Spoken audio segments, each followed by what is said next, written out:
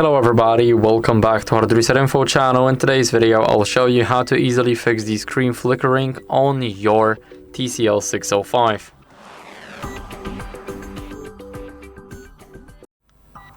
So first, what you guys want to do is basically adjust the brightness in the settings. So we need to open up the settings. Now let me quickly go to the main page, and here we need to go to display. Basically, this phone does not have automatic brightness or adaptive brightness, so you guys need to change it manually. And after you change it manually, here what you guys can also do is basically change the refresh rate. Instead from 90, go to 60 and see if that fixes the issue. If not, then you guys can simply go back to 90. Now after that, go to the Play Store and here search for the screensaver. So screen dimmer, and then it will be the OLED saver. Now it's the first app. It's the icon, it's basically black and white. Let's click install. It should install in less than 10 seconds because it's only 2 megabytes. So as you guys can see, now it's already on my device. I'll just click open and grant permissions. So let's click grant permission. Now here, let's enable it.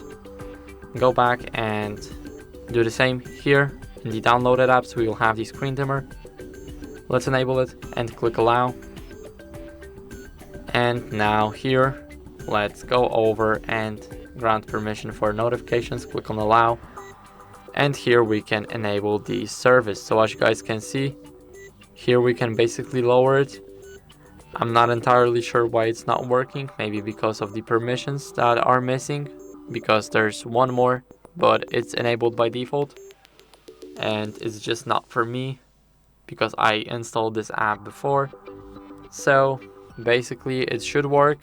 There's a very high chance that it's just me, but you guys can let me know in the comments if it works for you.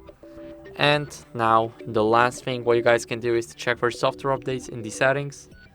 So let's go over to settings, and here we need to go to the system. It's right at the bottom, and click on system update.